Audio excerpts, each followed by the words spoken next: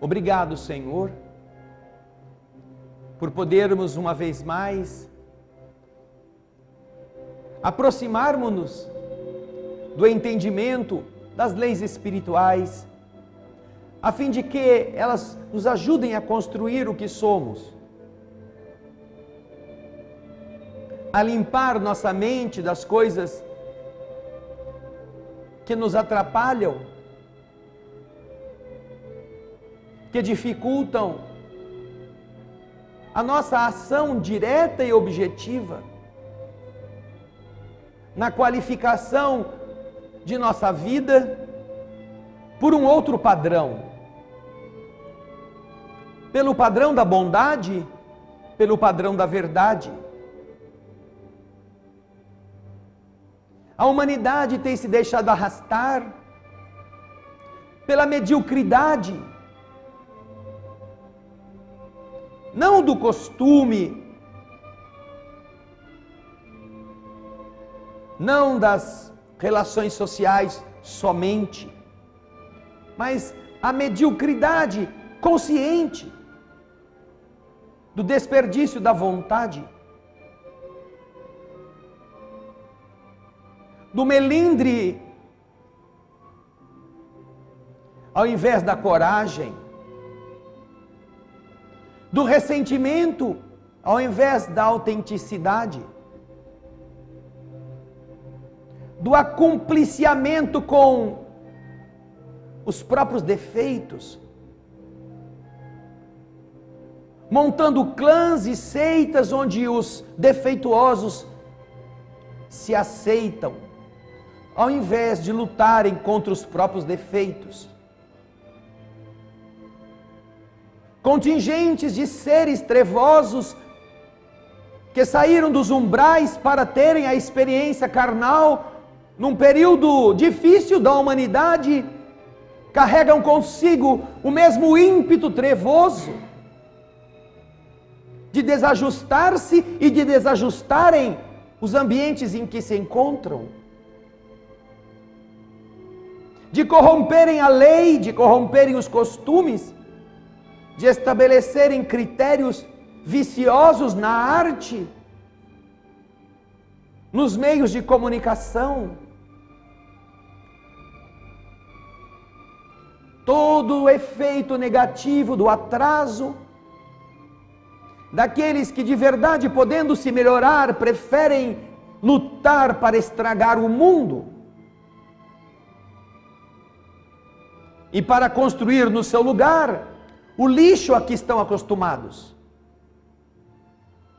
Ajuda-nos então a acordar, a que cada um de nós olhe para si como dono de si mesmo, não como uma marionete de algum grupelho, como um boneco que alguém manipula, alguém que pergunte a si mesmo qual é o destino que você deseja: ser um drogado, um viciado, uma prostituta, um devasso? É esse o seu destino? Então assuma isto. Mas não é este o destino que Jesus nos oferece. E o amor de Deus nos ampara a que nós possamos procurá-lo. E é por isso que, mais uma vez, querido mestre, nós cantaremos do fundo do coração: almas do céu, ouvi o doce canto do fundo do coração, com calor repleto de perfume e flor, como se fosse um só imenso jardim.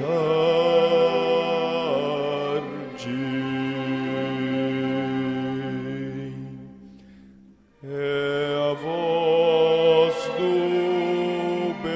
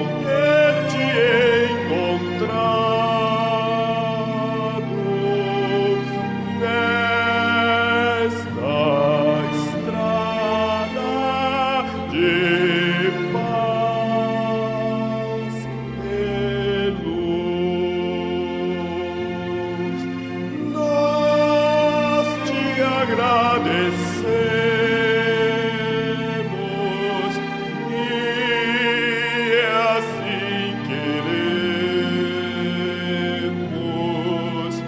te espalhar, te dividir com quem não sabe sorrir, a quem ficou na solidão.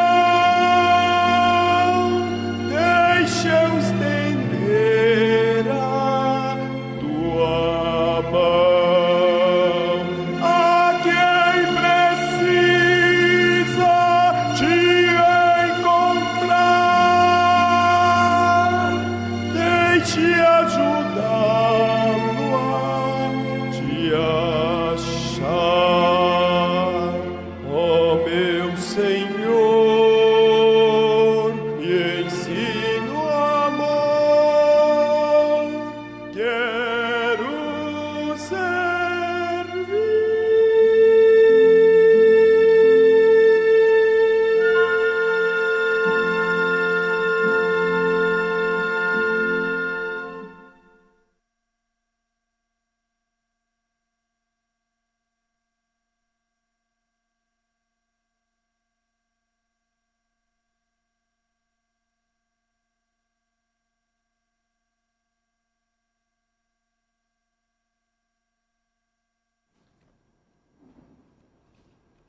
Queridas irmãs, queridos irmãos, queridos telespectadores da TV Alvorada Espírita, nesse momento, mais de 1000 pessoas já conectadas com a transmissão ao vivo, e que na segunda e na quinta-feira, neste horário da noite, traz o Evangelho segundo o Espiritismo como o nosso roteiro para as reflexões que aqui são feitas. E que qualquer pessoa, tendo vindo fisicamente ou estando nos assistindo online, tem como acompanhar, basta que tenha o Evangelho segundo o Espiritismo em suas mãos ou virtualmente em seu computador. Nós temos em nossas páginas, principalmente na página do Mensagem Fraternal, nós temos os livros da codificação, as obras básicas, entre as quais está o Evangelho, que podem, todas elas, ser copiadas sem nenhum tipo de burocracia. Não há nenhum problema em você transferir o livro todo para o seu computador. Você não tem que deixar nem seu endereço eletrônico para fazer isso. Portanto, você tem recursos para ter o texto sem precisar gastar nada para isto. Porém, antes de começarmos o encontro desta noite com o Evangelho, queremos recordar que hoje é quinta-feira. Quinta-feira tem sido o dia em que os capítulos do nosso programa Espiritismo, o Espírito da Letra, aliás, estão sendo publicados. Todas as quintas, um novo capítulo de uma obra de André Luiz e Chico Xavier é disponibilizado na internet.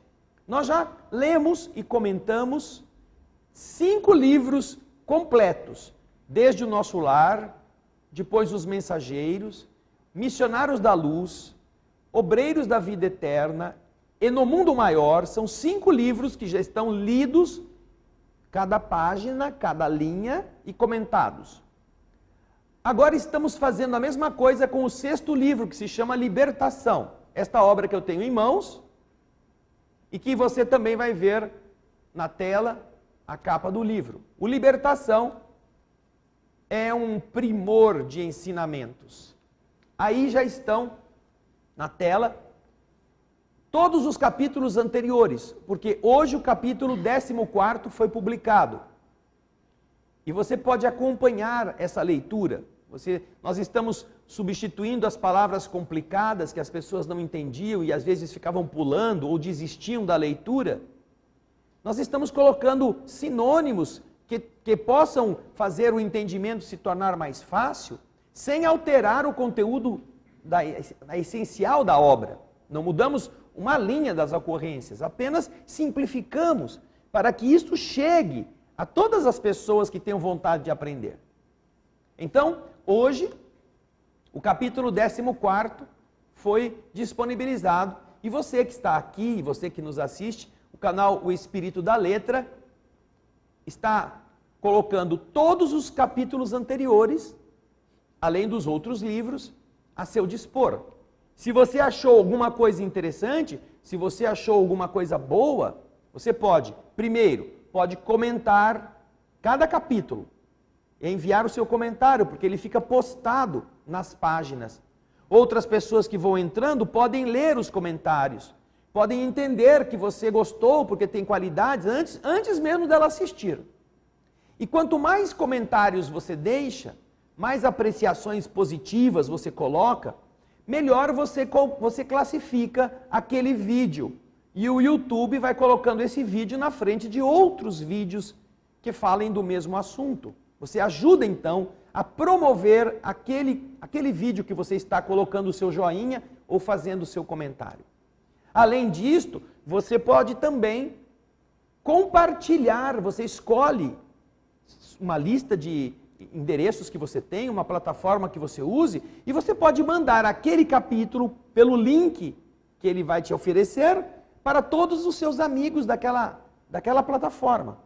É uma forma de você mandar, inclusive você pode fazer um comentário: gente, eu gostei muito desse capítulo, é muito instrutivo, fala sobre tais coisas. Então a pessoa receberá uma comunicação sua, estimulando-a a ela pensar sobre aquilo, e ela pode começar a assistir. É a segunda maneira de você ajudar, compartilhando. E também é muito importante, na terceira forma, você inscrever-se no canal. Quanto mais inscritos tem um canal, melhor o YouTube o trata. Não ganhamos nada com isso, em termos financeiros, não se preocupem. Nós não vamos ficar milionários, não vamos ficar nem menos pobres. Mas nós teremos mais facilidades no trato com a ferramenta da internet que nós estamos usando. Quanto mais um canal tem inscritos, melhor ele tem esse relacionamento com a administração do YouTube. E não é só no espírito da letra, não é só nestes livros. Nós temos quase 1000 palestras, estudos de quarta-feira, que aqui são feitos, e estão todos eles sendo disponibilizados. Cada um deles você pode assistir e você pode colocar a sua apreciação. Então, esta é a nossa solicitação para aqueles que de verdade querem cooperar, para que estes capítulos, estes assuntos, cheguem a mais pessoas e possam ser apreciados. Recordamos que este livro foi escrito em 1949. Então você imagina, são praticamente 70 anos atrás. E você lê este livro para compreender o que está acontecendo atualmente, seja na sua vida pessoal, na sua casa, na sua família, seja no mundo em que nós estamos. Dissemos agora mesmo na oração que nós estamos vivendo um momento de aporte maciço de criaturas trevosas que renasceram neste período na humanidade, em todas as nações. Você vai encontrar referências a isto aqui neste livro, também. Não só aqui, mas aqui também. Você verá como eles estão engajados exatamente no esforço de manter a Terra numa situação de atraso. E tudo isso que você vê, tudo isso que você assiste, que é uma coisa esdrúxula, é uma coisa grotesca, para não dizer coisas piores,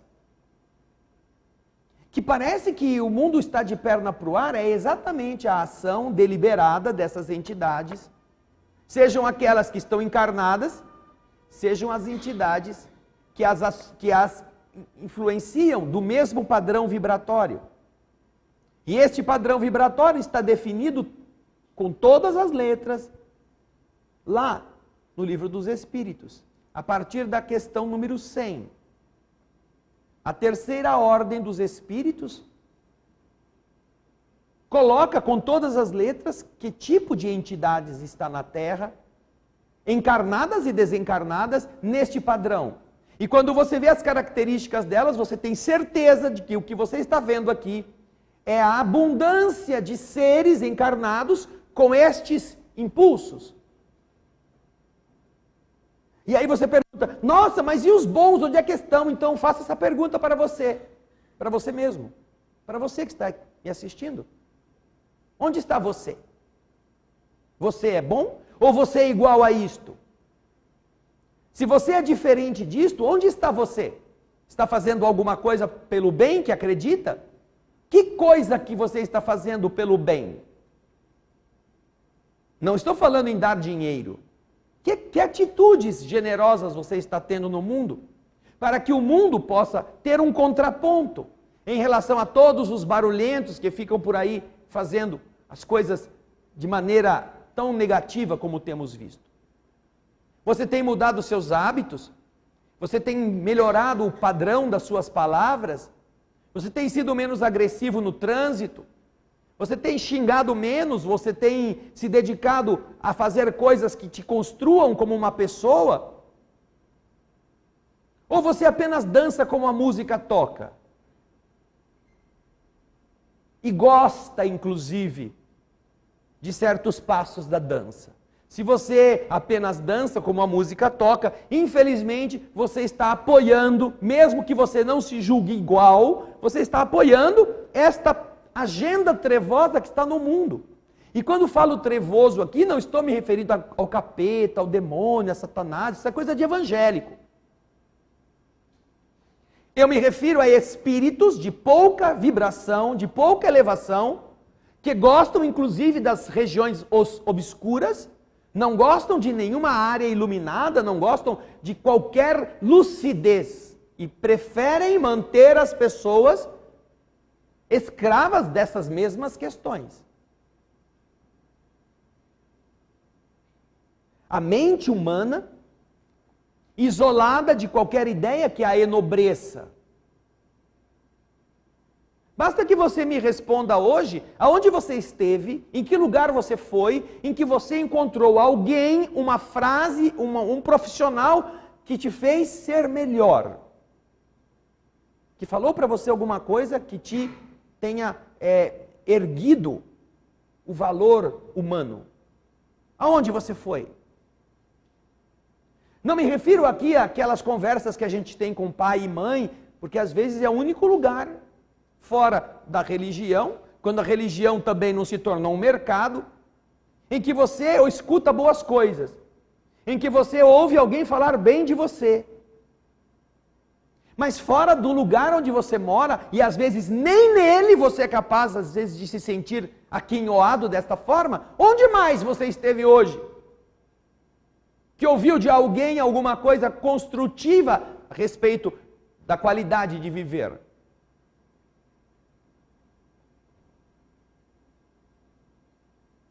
Não tenho nenhum medo de errar ao dizer que se você saiu de casa, praticamente você não ouviu nada de bom de ninguém.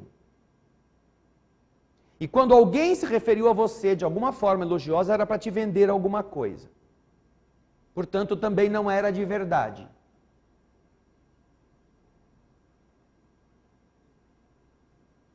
Agora vamos inverter a pergunta. Para quem você falou alguma coisa boa hoje? Para quem? A quem você elogiou, agradeceu, com sinceridade? A quem você enalteceu a conduta, o caráter, a pontualidade, o zelo? Não fazemos isso nem dentro de casa, quando as pessoas lavam nossa roupa e a gente veste e sai por aí sem nunca nos lembrar do esforço que custou a alguém. Ou comemos sem dar o menor gesto de felicitação, de agradecimento. Filhos se levantam da mesa, não tiram nem o prato. Esposos largam o prato lá e vão fazer as coisas. Você quer sem dizer obrigado. Ah, mas não foi ela que cozinhou, não foi minha mulher, ela comprou. Mas ela se incomodou, ela pôs a mesa, ela arrumou os pratos, ela quis que você se sentasse para comer. Pelo menos comer naquele instante com ela ou com a sua família.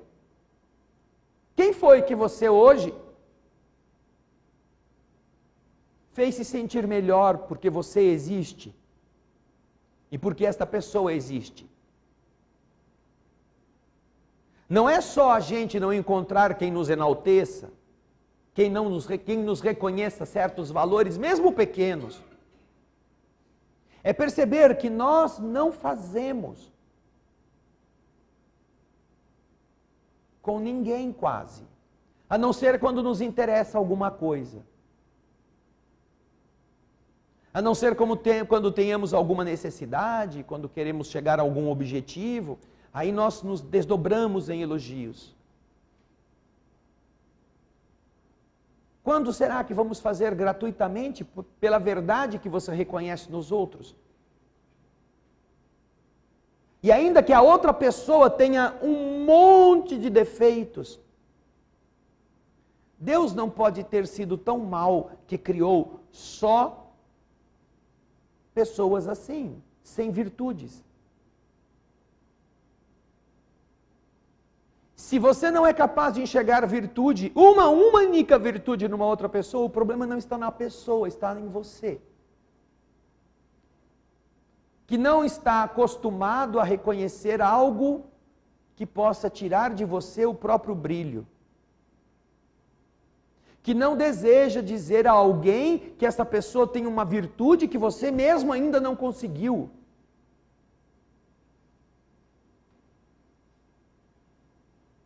Que é incapaz de ter a felicidade pelo progresso de um amigo, de um companheiro de trabalho, sentir felicidade autêntica por ele prosperar, por ele ser promovido. A primeira coisa que a gente fala é: ai, por que não foi para mim que veio isto? Chega um amigo, chega uma amiga e te fala: ai, eu vou te contar um negócio, eu vou viajar, eu ganhei um prêmio, eu vou passar a Copa do Mundo na Rússia. Nem jogo futebol, odeio futebol, mas vou aproveitar e vou conhecer a Rússia. Ai, a pessoa fala assim: ai, que bom, né?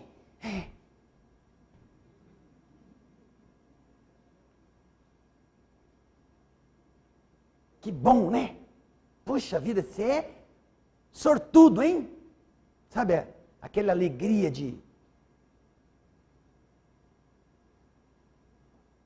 desgraçado.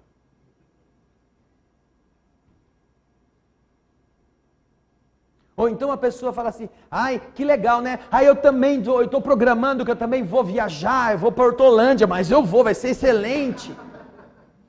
Já contratei a empresa de turismo, para não ficar por baixo.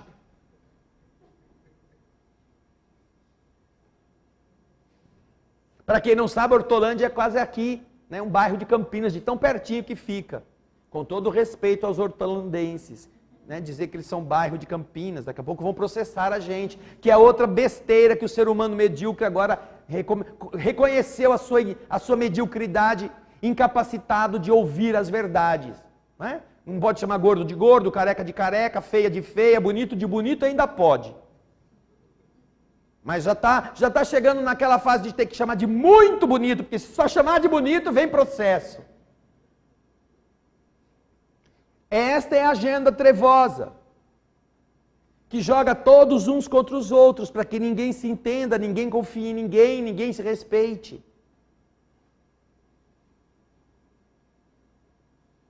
Entendendo o funcionamento desse mecanismo, nós aprenderemos a não facilitarmos a nossa vida para termos esse tipo de companhia que acontece neste livro com uma moça que está envolvida por 60 espíritos negativos que a estão obsedando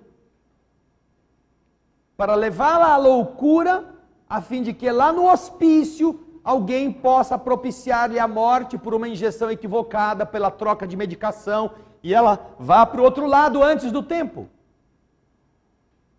Mas quem está promovendo isso são esses espíritos trevosos, que se valem exatamente da nossa hipnose coletiva que acha que a felicidade é encher a cara de cerveja, é comer uma carne de fim de semana, é ir no futebol xingar a mãe de todo mundo.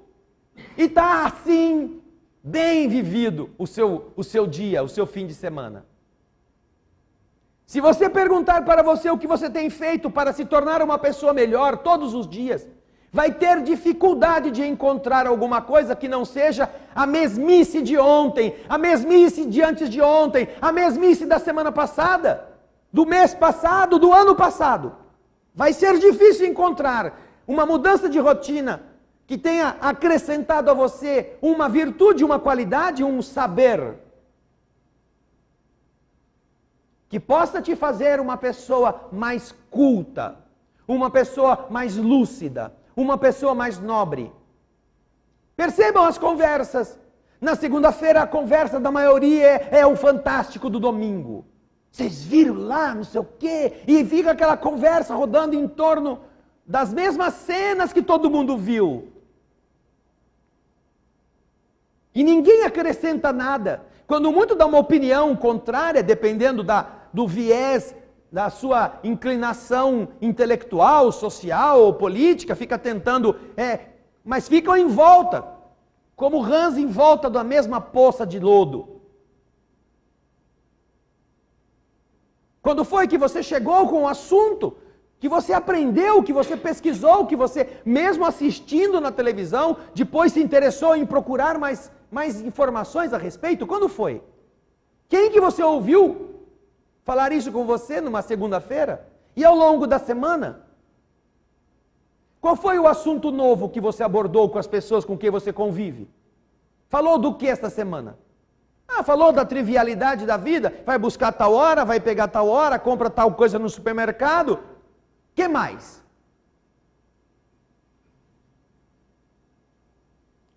Acabou o shampoo. Comprei um creme diferente. Esse creme deixa o cabelo mais lisinho ainda.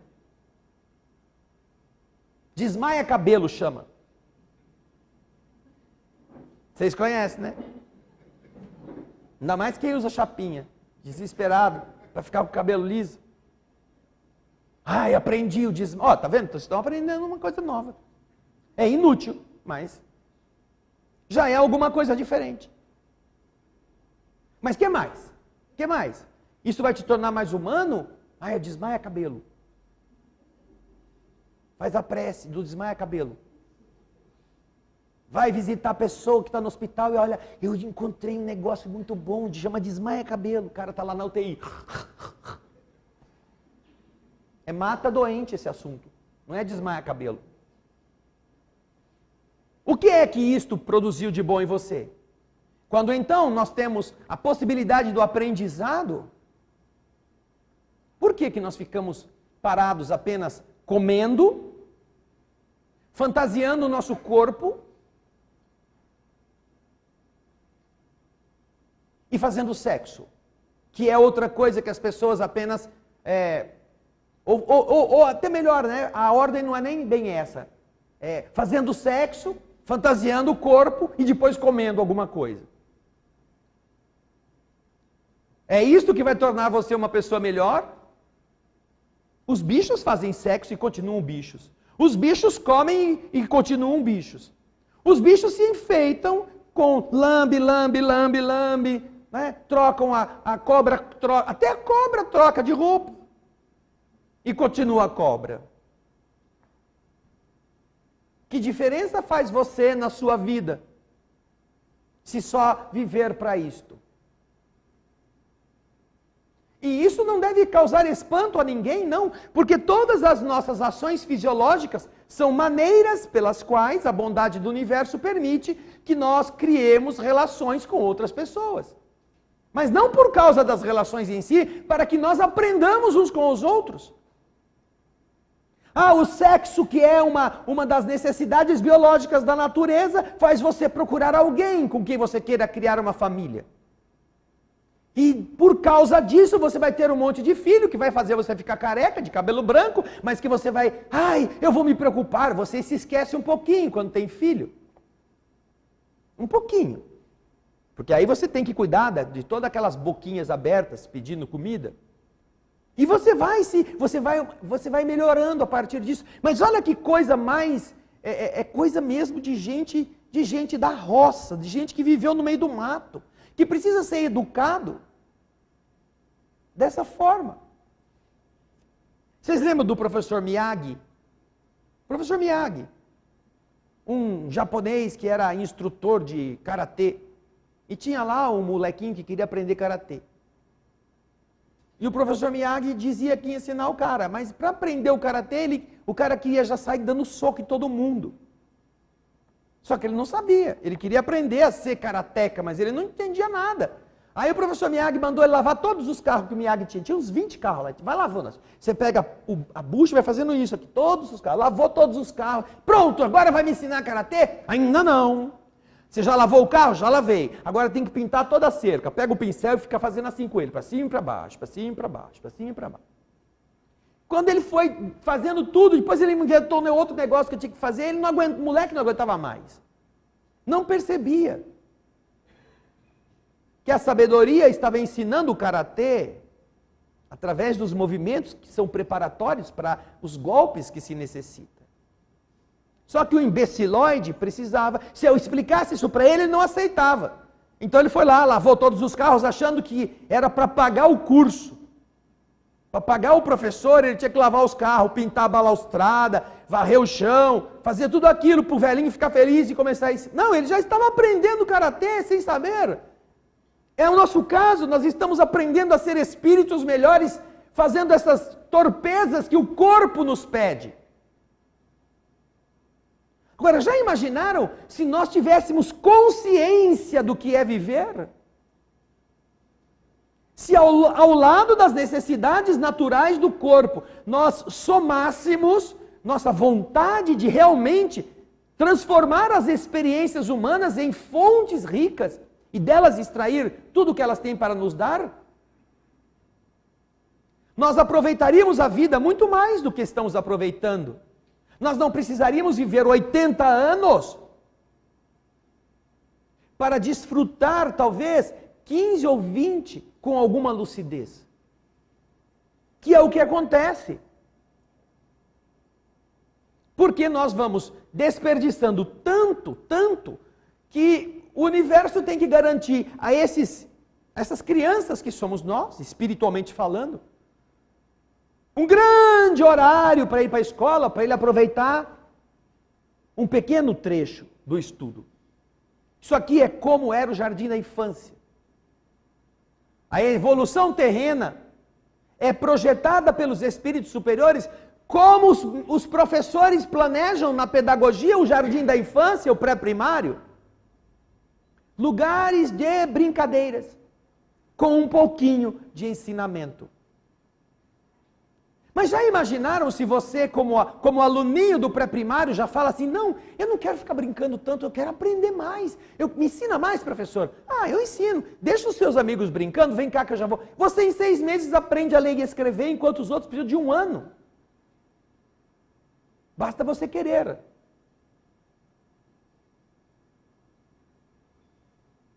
Agora, pergunte a você mesmo, pessoalmente, e você que está em casa, que também está participando do encontro de hoje, pergunte a você mesmo. Como você exercitou o seu querer esta semana?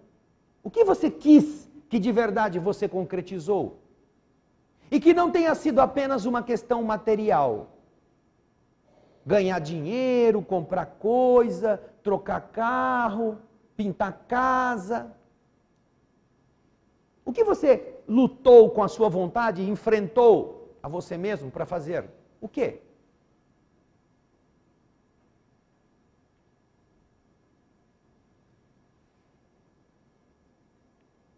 E você é capaz. Apenas precisa começar. Apenas precisa dizer a você, não faça isso.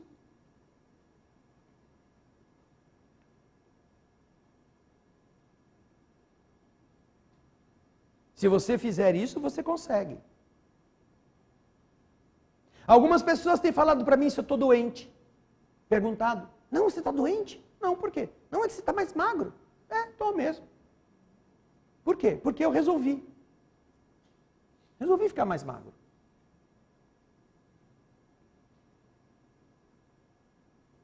Do dia 19 de março para cá, eu como diariamente 500 calorias só.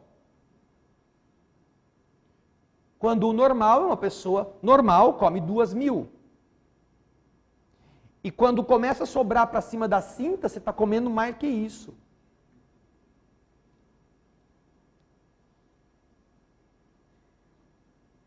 Mais do que 2.000.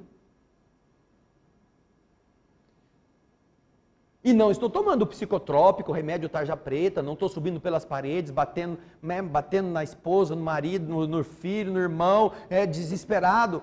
Não. Não deixei de vir uma vez aqui, não desmaiei. E eu estou falando isso não para que me admirem, mas para vocês verem que é possível.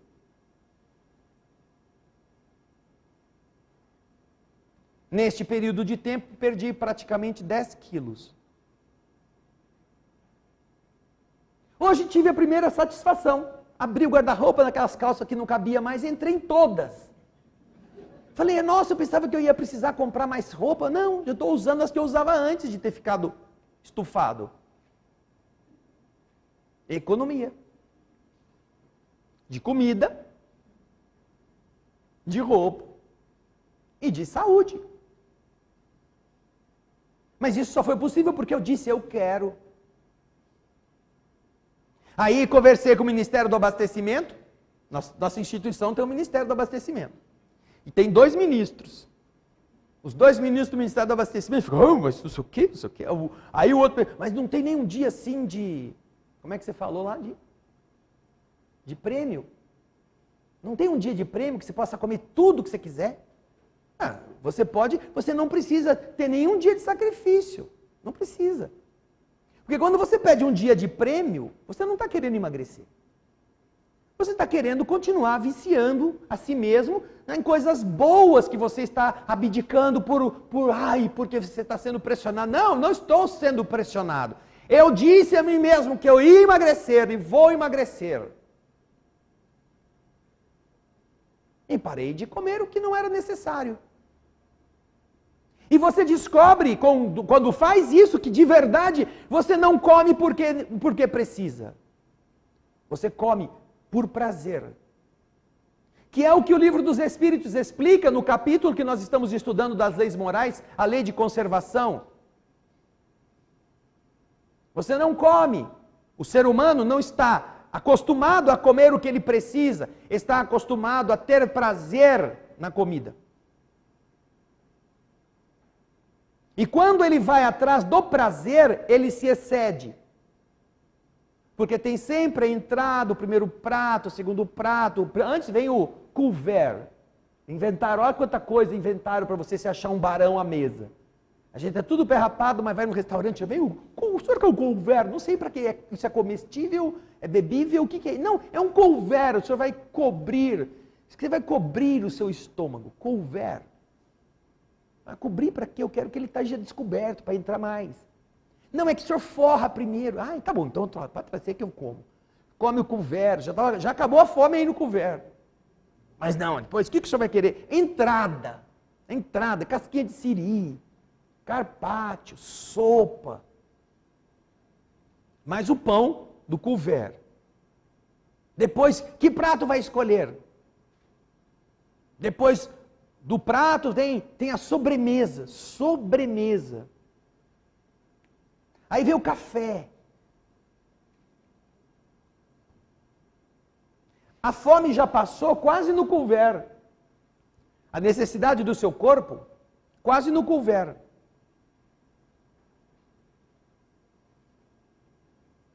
Se você não exercer a vontade, você não chega a lugar nenhum. Só que você não pode exercer a vontade como se fosse uma agressão contra você. Ai, você não tem nenhum dia que você pode sair da linha. Eu posso sair da linha todo santo dia, mas não quero. Ninguém está me fiscalizando, me dando uma machadada na cabeça se eu comer, sei lá, um pedaço de chocolate. Não, ninguém. Eu posso. Até tem em casa. Aí saí com outro ministro do abastecimento, fomos tomar uma sopa. Aí, come aí. Porque o ministro que não foi falou para ele, tem uma sobremesa boa nessa padaria aí, né? Aí ele falou assim, não, eu não vou comer porque você não pode comer, falou para mim. Não, você pode comer. Pode. Mas é chato eu ficar comendo doce, você não pode? Não, eu quero que você coma.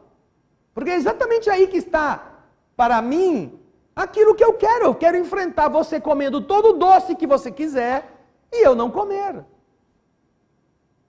Sou eu que decido, não é você com o que come. Aliás, está tudo lá exposto na vitrine. Eu posso ir lá e pegar. Então não tem problema? Não, não tem. Aí ele pegou aquele negócio, estava escorrendo pela boca de vontade. Aí nós fizemos até um filminho dele comendo e mandamos para o outro ministro do abastecimento, que não tinha ido.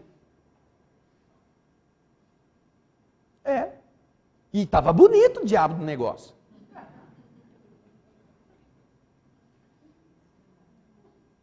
Então, eu fiquei feliz de ver o meu amigo se abastecendo de algo que ele gosta. Fiquei feliz de ver o outro meu amigo com água na boca sem poder comer. Também. Porque se tivesse lá, os dois tinham devorado 2 ou 3 docinhos cada um. Mas eu estava feliz de eu também não comer, porque eu decidi isto. Agora, se nós não temos ainda sequer a vontade de dizer, não faça isso e você não faz, você não obedece aquilo que você tem que tomar remédio. O remédio é amargo. Que nem criança, né? Vai ter que tomar injeção, mas injeção dói. Ou você fica doente, ou vai sarar com a injeção. Mas a injeção dói. Eu não quero ficar doente, mas também não quero sofrer com a injeção. Ora, como é possível uma coisa dessa? Você tem que decidir.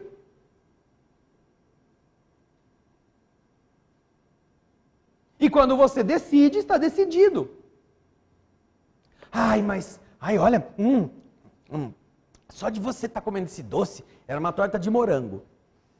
Creme de morango embaixo, e eu estou fazendo isso de propósito, para vocês salivarem.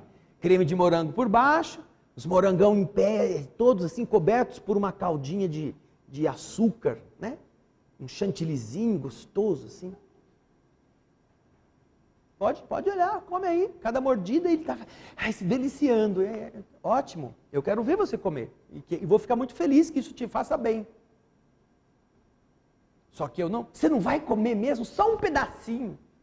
Não quero nem um pedacinho. A hora que eu quiser um pedacinho, eu pego. Eu não estou impedido. Sou eu que decido isto. E quando decido, não me impeço de poder desfrutar, desde que eu compense o que eu comi, deixando de comer outras coisas. Até que eu me dê por satisfeito no peso que eu atingi. E a partir daí, você administra este alimentar. Mas eu digo a vocês, hoje comi 500, ainda não chegou nas 500 calorias.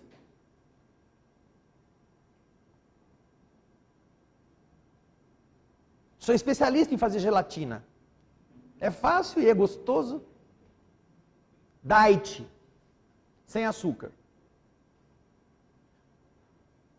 É coisa de hospital, né? Todo mundo que fica internado no hospital come gelatina. Já deve ser bom. Porque os caras saem do hospital, né? Alguns morrem, verdade, mas...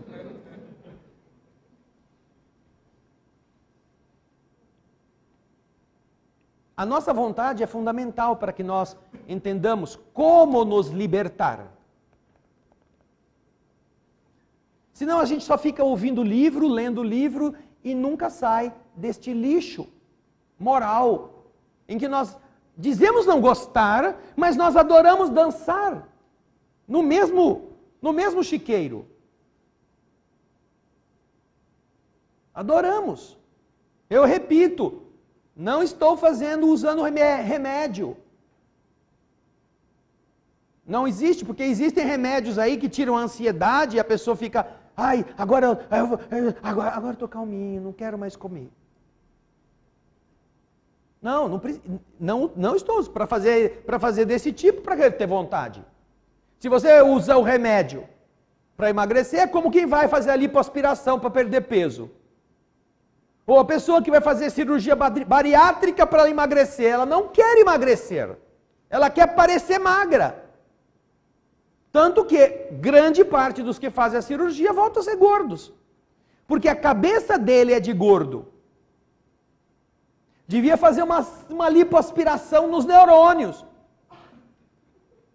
Porque quem sabe se tirasse gordura do neurônio, quem sabe ele funcionasse depois sem essa volúpia de comer. Porque o estômago é o órgão que mais é elástico no corpo. O estômago ele pode aumentar o seu tamanho em 10 vezes. Então você come uma azeitona, soca lá com o cabo do desentupidor de pia. Aí entra a segunda. No outro dia você já come 4. No outro dia você come azeitona, come o palmito e vai socando. Porque você vê aquele self-service, aquelas coisas todas bonitas, você põe tudo no prato. E aí? Eu comi 3 azeitonas, já estou empachado. Eu não posso sair daqui com esse prejuízo, eu tenho que forçar a comida entrar. Resultado, lavar o estômago de novo. E a pessoa volta a ficar do jeito que era antes. E por que ela faz isso? Porque é mais fácil. Porque ela fala assim, se eu engordar eu faço de novo. Então, você não quer sair da condição em que está. É a mesma coisa que você quer ser corrupto. Se me prenderem depois que eu sair, eu pago a minha pena e continuo roubando. Ou então, eu escondi um bom dinheiro, vai valer a pena eu ficar preso, porque quando eu sair, eu sei onde está o dinheiro, eu continuo bem de vida. Você continua corrupto, você continua bandido, mesmo depois de preso. Que é o que a maioria é. Se você não exercitar a vontade, não adianta viver, porque você vai repetir a vontade nobre, não é? Você vai repetir esse conjunto de convites a você ser frouxo, que é o que a vida hoje te oferece, como uma política para manter você na treva. A política trevosa é de você não querer fazer nada e ganhar por isso, inclusive. Nós fizemos o ano retrasado, quando passamos de 2016 para 2017, as contas que continuam as mesmas. Quanto tempo você gasta? Quanto tempo você consome em um ano trabalhando? E somando, hora por hora, dia por dia, entre os dias que um ano oferece e os dias que você trabalha, nós chegamos à surpreendente conclusão de que você trabalha apenas 3 meses e 9 dias. Em um ano de 12 meses. 99 dias. É o que cada um de nós trabalha. E esse trabalho aqui é o trabalho para ganhar dinheiro. É o trabalho para ter um emprego e ter um salário. É esse o trabalho. 8 horas por dia. Em 365 dias, o que acontece que a gente aceita trabalhar 99 dias e ainda reclama que precisamos diminuir a jornada de trabalho? Como é possível isto? Nós não reclamamos que a gente receba 13 salários, não é? Para trabalhar apenas 3 meses. Aí tá legal. Mas se você colocar na ponta do lápis, você não vai sair deste número. Pode ser até que chegue a menos tempo do que isto. Só um parque da diversão, só um jardim da infância permite que os que moram ali frequentem a escola o ano todo e mais do que 50% do tempo fique brincando, desperdiçando a vida.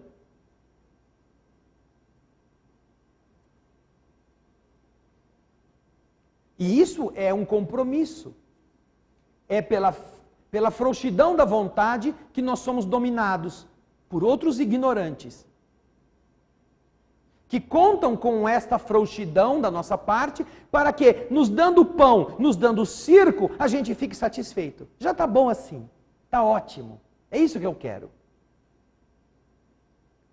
E é por isso que nós não elogiamos ninguém, é por isso que nós não aprendemos nada de novo, é por isso que a gente fica repetindo as mesmas coisas que já fizemos toda semana, todo mês, todo ano, porque a gente não quer ter trabalho. Não quer se dar trabalho. Olha, só por fazer esse regime eu aprendi quanto vale as calorias de cada tipo de alimento. Você sabia que 100 gramas de ovo cozido te confere 76 calorias?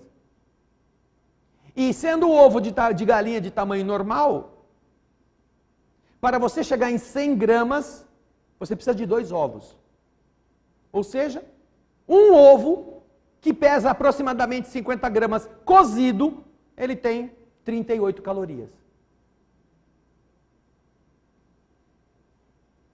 Só isso. Fora as outras coisas que você vai aprendendo quanto é, entre esses desafios que você realiza. E você, se estivesse fazendo um regime de 1000 calorias, estaria emagrecendo. E poderia comer o dobro do que eu como. Já é um estímulo. Se você come só 1000 calorias, você precisa de 2000. Ou seja, você vai emagrecer numa velocidade menor, mas vai emagrecer. Agora, quando você fala, eu preciso emagrecer, mas abre a geladeira, vê o que tem lá dentro? Não. Você até fala isso para a sua consciência, dizer, não, você tá num bom caminho, você precisa emagrecer. Aí o estômago fala assim, mas eu adoro tudo que está aí, eu pego aquele patezinho lá, pega aquele pãozinho tão gostoso, traz ele aqui, vamos fazer uma festinha, já que você vai emagrecer, né? Vamos engordar primeiro, porque depois você emagrece. Eu sempre conto aqui que se você vai fazer regime, não marque para começar na segunda-feira. Porque se você marcou para começar na segunda-feira e pesava 90 na sexta, na segunda-feira você está pesando 93. Porque você vai falar assim, bom, já que eu vou parar de comer tudo na segunda-feira, esse fim de semana é o meu prêmio. É o prêmio lá do Ministério do Abastecimento. Então eu como meio boi, meio leitoa, pavão, peru, a feijoada, ai que bom, daqui só um mês eu vou pegar essas carninhas de novo, quando você vai começar o regime na segunda-feira, você engordou 3 quilos. Então, não marque data para começar, porque senão você mesmo se frauda. Comece, é hoje. Comece a parar de beber, comece a parar de fumar assim, é hoje. Mude seus hábitos com este exercício da vontade e você verá como você vai se sentir feliz por ter conseguido atingir algo que não dependeu de ninguém de fora, só de você. Nós estamos falando de alguma coisa que é fundamental para o Evangelho. O Gaspar está até agora com o Evangelho na mão, assim, só batendo os dedinhos e falando, esse cara não vai falar do Evangelho hoje, capítulo 15? Eu já peguei até o livro para ficar lendo aqui. Ele está falando de vontade, de regime. Aí. Tá o Evangelho aí. Ele nem olhou para o Evangelho ainda. Mas nós estamos falando exatamente daquilo que é preciso pensar para o Evangelho desta noite, cujo capítulo que nós estamos tratando, capítulo 14, fala sobre honrar vosso pai e vossa mãe. Um capítulo cujo teor dele é fundamental que nós nos lembremos. Esta fala, honrar vosso pai e vossa mãe, ela é um dos mandamentos de Moisés. E é dos poucos mandamentos em que você não está sendo impedido de fazer alguma coisa. Não matar, não furtar, não cobiçar, não mentir. Tudo isto é não. Não roubar, né? Não cobiçar nem a mulher, nem o marido, nem o boi, nem o jumento. Tudo isso é não. Aí chega honrai vosso pai e vossa mãe. Não é nem o não. Ou seja, é uma determinação. E ela quer dizer alguma coisa. Quer dizer além do que a gente imagina. Quer dizer que você pode gostar de alguém, pode ter sentimento por essa pessoa, mas não é suficiente. Só isso não é suficiente. Pela lei do universo, só isso não é suficiente. Por quê? Porque quando você está diante daqueles que foram os veículos por meio dos quais você descobriu a vida física, você precisa reverenciar a chance que te deram de você estar vivo.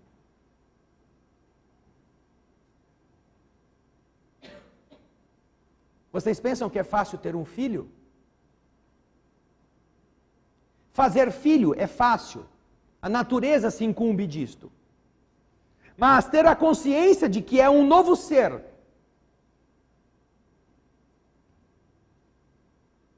não é para qualquer um. Nem para qualquer homem, nem para qualquer mulher. Porque o mundo cheio, estão neste mundo inúmeros que são apenas animais procriadores. Mas não são pais nem mães. Não estão imbuídos ainda do sentimento nobre. São reprodutores, em alguma medida. Porém, felizmente, através desse processo, o espírito vai amadurecendo. E alguns, uma boa parte, deseja ser pai, deseja ser mãe. E quando se torna pai e mãe, aí precisa exercitar a vontade. Mesmo que não tenha. Cada um que está aqui pode ter vindo de uma família desajustada, pode ter vindo de pais que não eram muito amorosos, podem ter encontrado pessoas meio indiferentes, que não eram carinhosas com você, que eram rígidas, que eram isso, que era aquilo, que têm N defeitos. Sim. Mas todos eles, com todos os defeitos, deixaram você nascer. Não mataram o seu corpo. Já falamos sobre isto. E se há alguma coisa que você deve ao pior pai, à pior mãe, é isto, a sua vida. Tudo o que você fez depois, a pessoa com quem você se uniu, os filhos que você teve, a felicidade que você construiu ao seu redor, tudo isto você ainda deve àqueles que não mataram o seu corpo no ventre. Porque, por falta de vontade, as clínicas de aborto estão lotadas de mulheres que matam o filho porque não querem ter a vontade de mudar suas rotinas. Não desejam suprimir de si os prazeres. Não têm vontade de serem responsáveis. E esta falta de vontade produz a indústria da morte de inocentes. Que as criaturas trevosas que andam pela terra hoje, propagando esta ideia,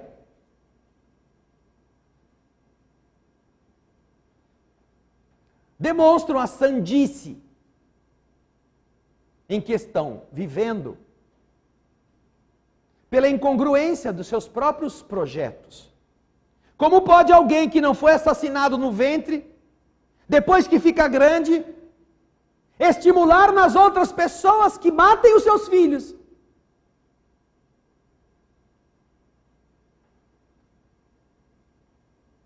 Há alguma lógica nisto?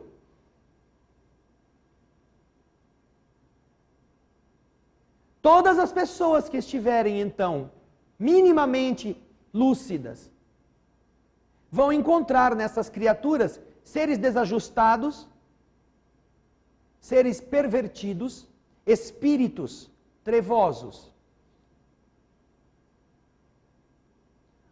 Há alguns com uma intenção boa, pouquíssimos. Mas a maioria a serviço de um projeto ideológico de destruir o equilíbrio. Duas coisas são extremamente graves para a alma. Duas delas. O suicídio e o infanticídio. Isso desajusta o espírito de tal forma que para você imaginar o suicida, ele constrói para ele, nos casos de suicídios como esses que nós temos visto, pelo menos por baixo, um período de 500 a 600 anos de sofrimentos muito, muito, muito maiores do que aqueles que o levaram a se matar. O suicida, sem exceção, ao estar do outro lado, na condição em que ele se coloca, ele tem saudade do mal que ele estava passando na terra. Saudade. E são eles que dizem isto.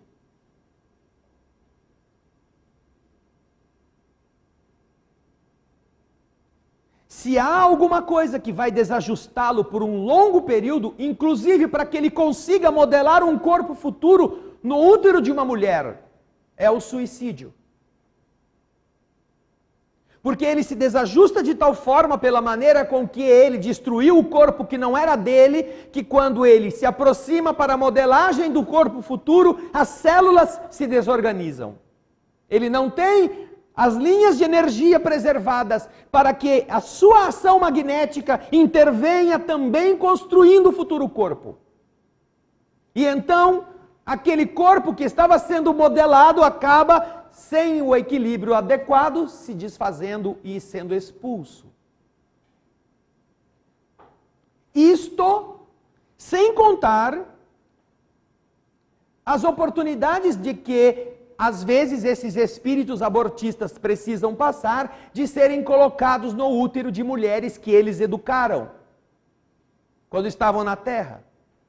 Quem vocês acham que vai ser mãe ou vai estar tendo no ventre? Um espírito que programou outros para matarem as crianças dentro da barriga. Quem vocês acham? As criaturas que foram programadas por elas vão ser suas mães. E então aquele espírito vai receber daquela mulher aquilo que ele semeou na sua mente. E então vai enfrentar o processo do aborto na sua própria carne. Como consequência. Vai levar mais ou menos 600 a 700 anos para que um suicida recupere o equilíbrio e consiga um corpo. E depois que ele consegue esse corpo, geralmente esse corpo vem doente.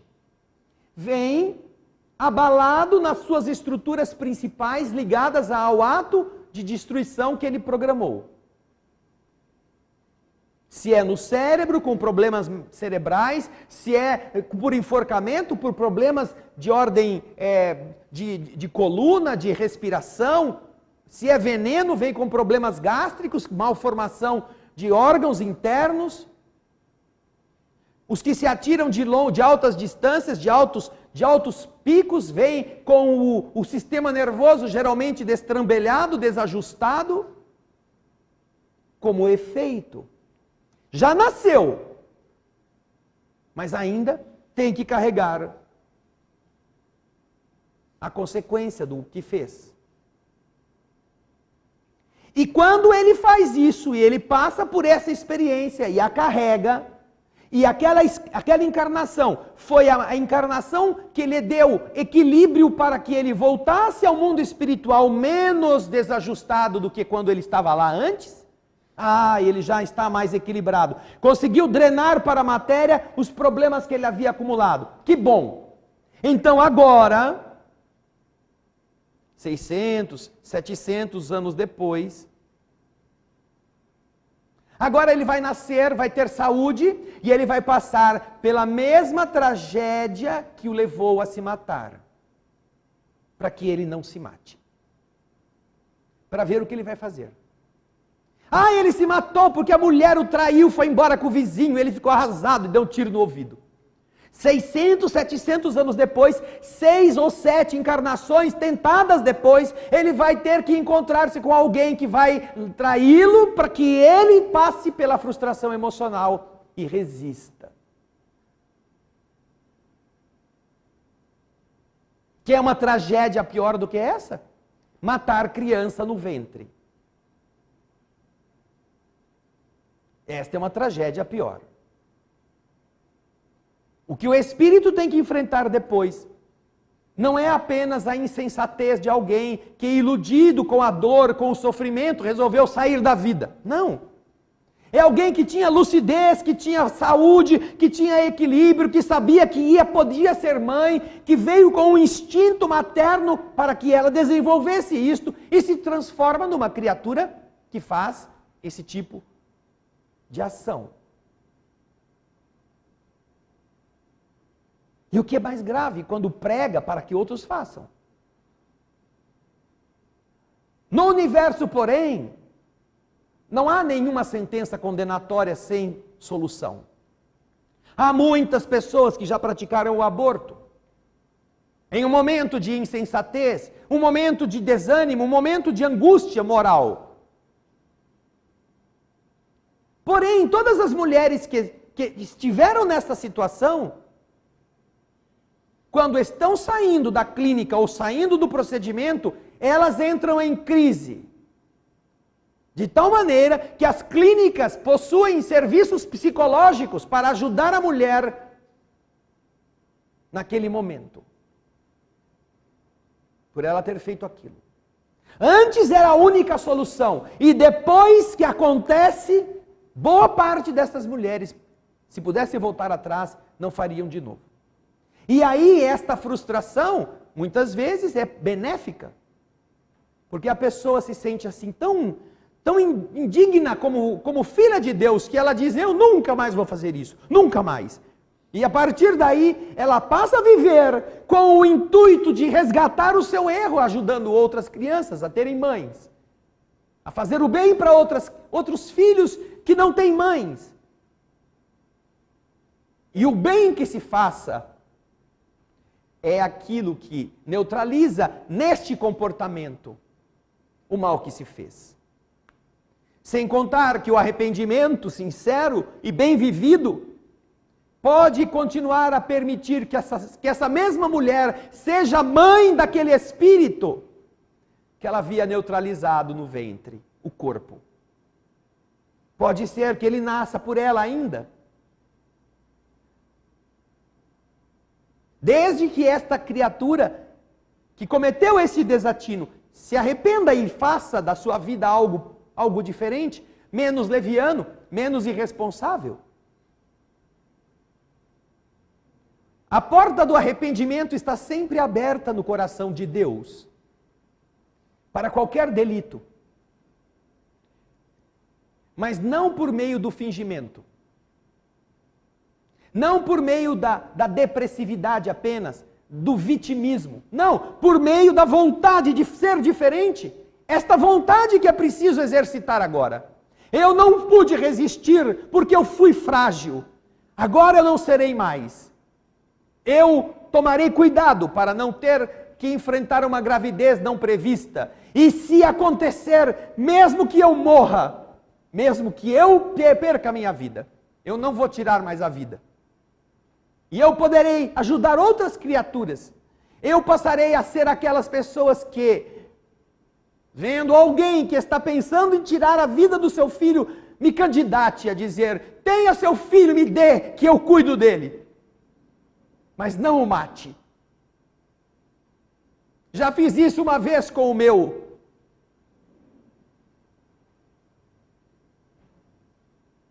E eu sei o que me custou. Há uma experiência muito linda de um senhor, não sei se é chinês, se é do Vietcong, lá da Ásia. Ele comprou, tinha um pedaço de terra, e ele então passou a ir nessas clínicas de aborto, recolher os fetos que eles jogavam no lixo, para enterrá-los naquele terreno. Então ele punha uma plaquinha, não sabia nome, não sabia nada, fazia a covinha, punha os restos daquela criança, tampava e anotava a data. E então aquele terreno foi se enchendo de covinhas. E quando as mulheres começaram a saber que ele estava fazendo isso? Elas que tinham abortado não sabiam em que lugar estava o feto. Passaram a pedir para ele se ele permitia que elas fossem rezar nesse terreno. E foi assim que este fenômeno começou a se multiplicar no conhecimento das outras pessoas. Ele tinha seus filhos, mas em vez de vender o terreno, em vez de construir alguma coisa para a sua família, ele tinha compaixão das almas, na crença que ele tinha, que não tinham uma sepultura e que não eram dignamente lembradas. E aí, as mulheres que tinham feito isso e que carregavam a culpa na sua consciência, não sabiam onde estava o feto, que seria o filho dela. Mas se aquele homem estava dando uma covinha para um ser, ela ia rezar, porque era como se fosse o filho dela que também foi assassinado, por uma outra igual a ela que também não pensou no que ia fazer. E estas mulheres, estas mães, passaram a dar dinheiro para ele, sem que ele pedisse, para que ele pudesse continuar a fazer isso e aumentar aquilo que era para elas o momento de arrependimento, para que outras pessoas pudessem fazer isso.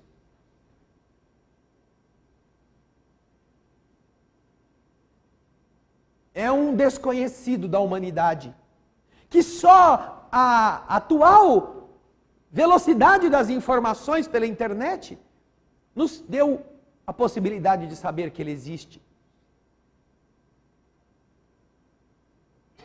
Mas é a vontade de um homem aliviando a consciência culpada de milhares de mulheres que vão lá todos os anos para rezar. Como uma forma de retemperar no seu ser os valores do Espírito. Para falarem com aquele pedacinho de chão que ela não sabe se estava no seu ventre. Que ele a perdoe, que a desculpe a fraqueza. E ao fazer isso, usando a vontade, reconhecendo que errou, abrem então para si mesmas uma nova etapa. Aquela em que podem ser, de verdade, seres que tenham vontade de fazer o bem para os outros. Quando o Senhor está na sua casa, na casa em que Ele estava atendendo os famintos, os desesperados, os doentes, lá em Jerusalém, não entrava uma viva alma porque estava tudo lotado. E aí chega lá na porta a mãe de Jesus e os seus irmãos, que tendo ouvido falar que Jesus estava fazendo milagres, achavam que Jesus tinha ficado trelelé, que Jesus tinha perdido o espírito, que estava dominado pelo Satanás. Então não lhes ocorre outra coisa senão ir até lá. E como não conseguem entrar para pegar Jesus pela orelha e trazê-lo para fora, mandam avisar a Jesus que a mãe dele e seus irmãos estavam esperando por ele lá fora.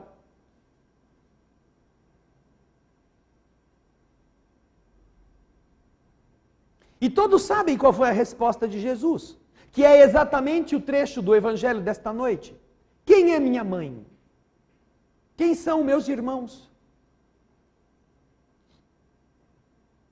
Para este pobre aldeão do Vietnã, do Camboja, sei lá de onde, nenhum dos que ele sepultou tinha o seu sangue. Nenhum. Mas para ele eram todos filhos dele. Aquelas mesmas pessoas que fizeram o filho e que depois foram matá-lo, não eram tão mães, nem tão pais, quanto este infeliz pobretão, infeliz perante as leis do mundo, que tem a riqueza e a generosidade de pensar nas almas que continuam a viver. E por causa disto, abre o campo, abre espaço para que as pessoas se arrependam e tenham aonde orar. Quem é minha mãe? Quem são meus irmãos? Você pensou sobre isso essa semana em relação a alguém? Estamos nos aproximando do Dia das Mães. Você vai arrumar um dinheirinho, vai fazer uma conta, uma dívida, comprar uma coisa e levar para sua mãe. É isso que ela quer?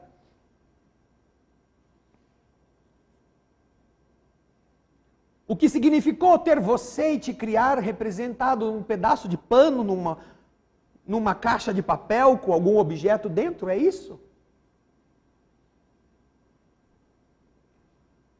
Essa é a vontade que a gente tem de amar? Se você não imaginou, você já viveu muitas vezes, como essa pessoa que se matou também vai viver e já viveu. Quando foi que em algum Dia das Mães você se lembrou das milhares de mães que você já teve? Todas as outras. Nas vidas anteriores, onde você foi modelando o seu caráter, um casal necessariamente se uniu e teve coragem de não te matar. E te fecundou espiritualmente, e te ensinou coisas. Já se lembrou destes? Você pode ficar velho caquético, velho às portas da morte, e você ainda vai chamar seu filho de menino, de menina. Você nunca vai se esquecer dele. Aquele ser que foi assassinado no ventre, e que depois você se tornou uma pessoa muito diferente, uma pessoa muito mais amorosa, uma mãe de família de verdade. Quando você já estiver velha, você vai colocar aquele ser ainda no número dos filhos que você teve. Mesmo que ele nasça e tenha apenas um dia de vida e morra depois. Eu tive, além dos 5 que viveram, eu tive um que não viveu, mas foi meu filho. É meu filho. Imaginarmos então quantas mães nós já tivemos, que continuam nos chamando de filhos. Que continuam nos amando, continuam a nos visitar, vão ver você onde você está. Vão te dar força, vão passar a mão na sua cabeça. E não vão se incomodar, que hoje você apenas cultue a mãe que te deu esta vida. Eles vão entender isso. Nós ainda somos crianças que achamos que a professora é nossa. Que as coisas são pertences do nosso ego. Eles sabem disso, mas continuam nos amando apesar dos nossos defeitos. Quando Jesus diz, quem é minha mãe, quem são os meus irmãos, e aí olha para todos os que estão à volta dele, ouvindo falar do reino de Deus, ouvindo as belezas do Espírito que ele está ensinando, ele diz, eis aqui, meu irmão, minha irmã e minha mãe. Porque todo aquele que faz a vontade do meu Pai, este é meu irmão, minha irmã ou minha mãe. Não é o sangue que me faz ser filho de Maria. Acima disto, eu sou filho de Deus. E todos os que fazem a vontade do meu Pai, estes têm o meu sangue também. Nós temos vontade de reconhecer no filho da empregada, uma criatura que também é nosso filho. Ele faz parte da nossa família. Nós, quando vamos comprar presente para os nossos filhos, nos lembramos de fazer a alegria do filho, daquela pessoa que trabalha na sua casa por um dos piores salários que você possa pagar. Um dia nós aprenderemos a ver filhos, irmãos e irmãs, pais e mães. Não apenas naqueles que têm o nosso DNA, o nosso sobrenome, o nosso sangue nas veias. Mas para isso é preciso ter vontade. Não essa vontade mesquinha de fazer perder comida que estraga na prateleira e não se preocupar em abastecer aqueles que poderiam estar sobrevivendo menos mal se a gente tivesse entregado. Uma parte, pelo menos. Nossa vontade de sermos bons, vai além do culto religioso que a gente dedica a nossa vida. Vai além. Nós pensamos nas criaturas com quem nós trabalhamos, com quem nós convivemos, nós temos interesse que elas possam sentir o nosso afeto descompromissado. Não porque é uma bonitona, não porque é um cara musculoso, fortão, ricão, não, mas porque é um ser humano que precisa às vezes de alguém para falar, de alguém que se interesse pela sua vida.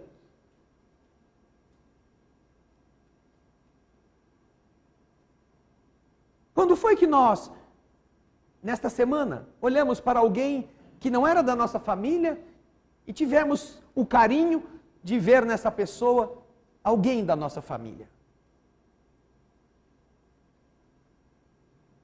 E vamos nos achar bons filhos porque no domingo do Dia das Mães vamos sair com a velha para jantar ou almoçar em algum lugar? Será que é isso? Isso pode ser um alívio para a pobrezinha que pelo menos um dia no ano não tem que cozinhar para você, seu preguiçoso. Que muitos vão explorar a pobre da mãe todos os domingos e ainda nem lavam a louça. Tão grande é o amor que tem por ela. Ainda que existam os que são carinhosos, são zelosos, são cuidadosos, que também devem ser honrados na nossa lembrança. Mas o que Jesus está falando vai além, vai muito além dessa relação formal, dessa relação burocrática, protocolar de ter uma mãe ou ter irmãos. Quando é que nós vamos abrir nosso coração para as pessoas que não têm o nosso sangue? Quando é que teremos gentileza para aqueles que estão convivendo conosco? Quantas pessoas às vezes chegam na segunda-feira no emprego, surpreendidos com a notícia de que o colega que estava na mesa do lado, não veio trabalhar porque ele se matou ontem. Poxa, mas ele matou ontem? Nossa, e sexta-feira ele estava tão bem? Será que estava tão bem? Sexta, quinta, quarta, terça? Será que ele estava tão bem ou você não estava muito atento? Há alguém que estava do seu lado, alguém que podia estar meio nervoso, alguém que podia estar com o olhar meio perturbado? Como pode alguém que trabalhou com você 2 dias depois se matar, sem você saber que ele estava a esse nível?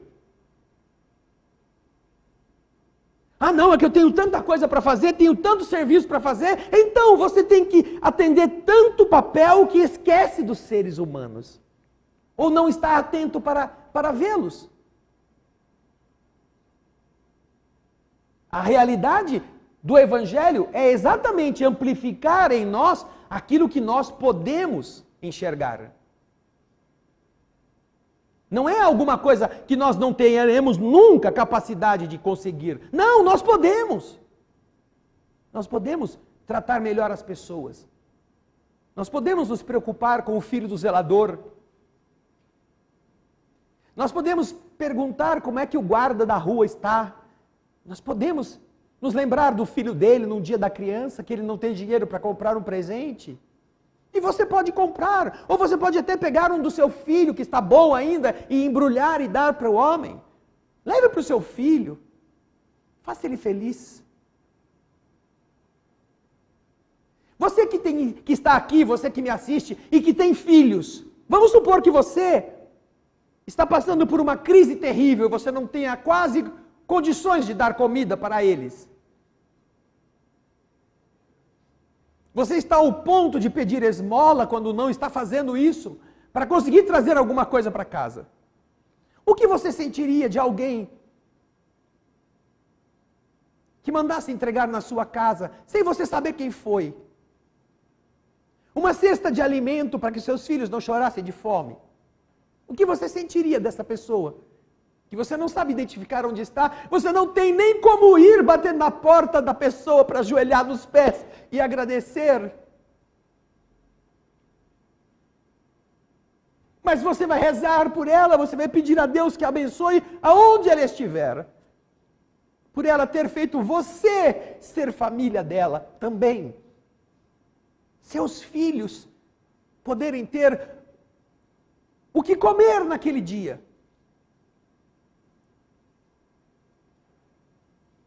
Eu me recordo que a nossa presidente, a dona Emília, já muito idosa, contava uma história que aconteceu com ela no período da guerra.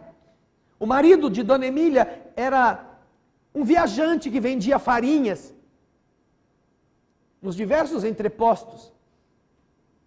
E eles vieram para cá e ficaram morando em uma pensão, que era uma maneira adequada e correta das pessoas terem um lugar para dormir, moravam ali, era um pensionato, enquanto estavam buscando moradia fixa. Mas era o período de guerra, uma escassez muito grande, o marido teve que viajar e ela tinha uma filha. A menina era criança, tinha 5, 6 anos. E no pensionato, ela tinha um quarto, que era a casinha dela, e lá dentro ficava ela e a filha. E dona Emília contava já, idosa, hein? Que nesse período faltava farinha para fazer pão. Faltava farinha para fazer pão. E a filha acordou com fome. Ela acordou com fome de pão.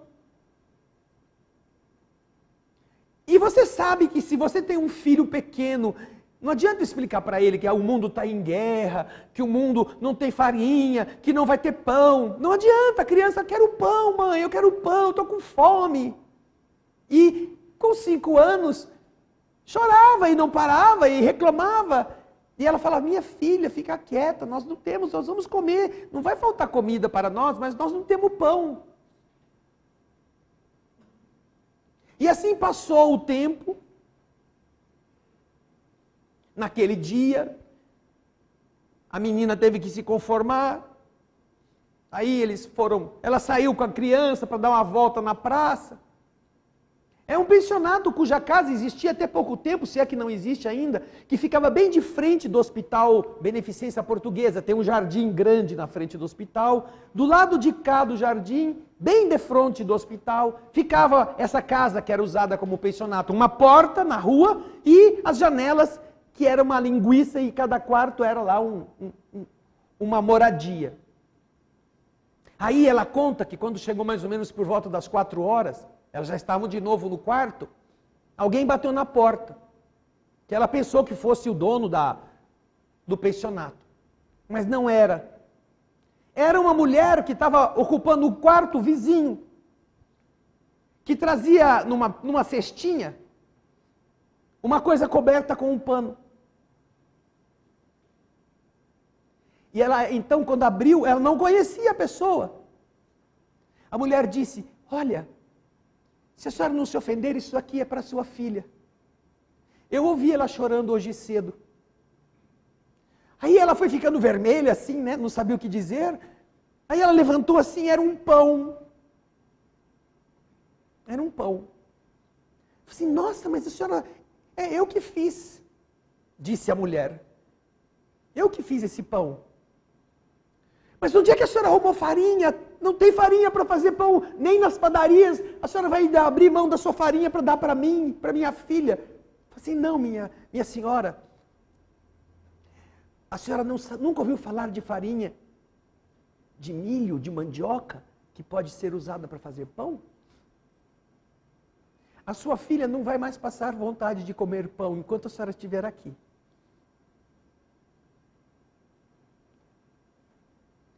Porque eu vou dar sempre um pão para a senhora dar para ela. Já se haviam passado 60 anos desse fato.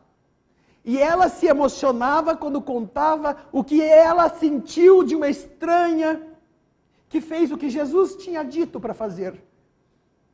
A sua filha é minha irmã, é meu irmão, é minha mãe. Não porque está com fome, mas porque eu posso fazê-lo feliz. Eu posso ajudá-lo. Eu posso ajudá-la. Será que nós temos vontade a esse ponto? Que é exatamente o que o Senhor está pedindo para a gente exercitar. a vontade de amar, a vontade não de ser amado, não apenas de receber, essa de a gente ofertar, sem nada esperar. É essa vontade, queridas irmãs, queridos irmãos, que nos dá sentido quando pensamos que somos filhos de Deus. Não existe nenhuma força maior e mais generosa do que aquela que nos criou. Com o seu hálito soprou o barro para dar a vida. E enquanto a gente dorme, trabalha. E enquanto a gente passeia, trabalha. E enquanto a gente comete crimes, trabalha para o nosso bem. Nunca assina as obras que faz. Nunca diz que foi ele.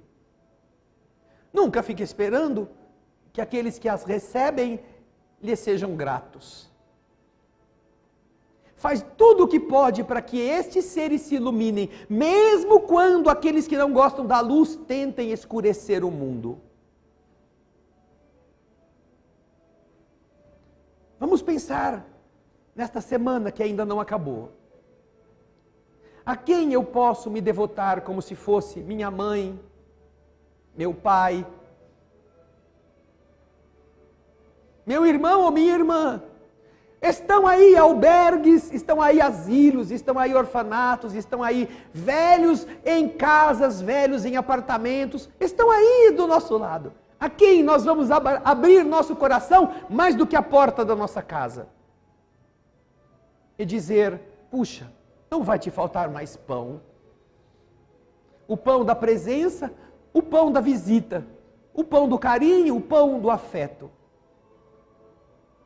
Isso não depende de Deus. Isso depende de nós.